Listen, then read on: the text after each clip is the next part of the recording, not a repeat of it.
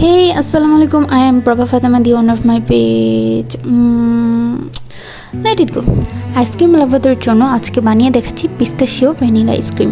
খুবই সহজ একটা রেসিপি, যে কেউ বাসায় বানিয়ে ফেলতে পারেন। এটা বানানোর জন্য আপনাদের কোনো রকম ক্রিমের প্রয়োজন হবে না, শুধুমাত্র আইসক্রিম পাউডারটা হলেই হবে। তো চলুন আমরা মূল রেসিপিতে চলে যাই। এখানে আমি প্রথমে একটা হাঁড়িতে হাফ লিটার দুধ ভালোভাবে ফুটিয়ে নিব। ফুটিয়ে নেওয়া হয়ে গেলে এতে আমি পিস্তাশিও পেস্ট দিয়ে ভালোভাবে কিছুক্ষণ নাড়তে থাকবো। পেস্ট ভালোভাবে মিশানো হয়ে গেলে এতে আমরা হাফ কাপ চিনি দিয়ে দিব। এরপর আমরা চিনি না গলা পর্যন্ত অপেক্ষা করব। আসলে আমি এখানে একটা ভুল করে ফেলেছিলাম, চিনি দেওয়ার সময় ক্যামেরাটা অন করতে ভুলে গিয়েছিলাম, তাই চিনি দেওয়াটা আমি ক্যামেরাবন্দি করতে পারলাম না, আমি দুঃখিত। চিনিটা গলে গেলে আমরা এতে আইসক্রিমের পাউডারটা দিয়ে দিব।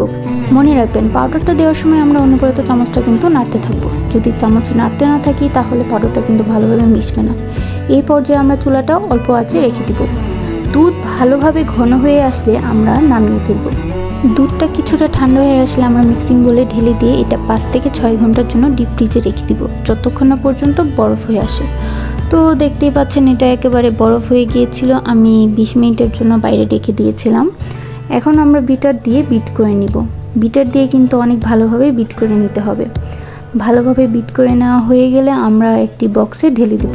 আমি এতে কিছু চকো চিপস দিয়ে দিয়েছি, এতে খাবারের স্বাদও বাড়বে এবং দেখতেও সুন্দর লাগবে। আপনারা চাইলে এটি স্কিপও করতে পারেন, কোনো সমস্যা নেই। এখন আমরা ফ্রিজে 5 থেকে 6 ঘন্টার জন্য রেখে দিব। আপনাদের প্রয়োজন হলে সারা রাতের জন্য রেখে দিতে পারেন। 5 থেকে 6 ঘন্টা পর ফ্রিজ থেকে বের করে নিলাম। জাস্ট সি, কতটি ইয়াম্মি দেখতে হয়েছে। তো বাড়িতে আপনারা একবারের জন্য হলেও আমার এই রেসিপিটি স্টেপ বাই স্টেপ ফলো করে বানিয়ে ফেলতে পারেন।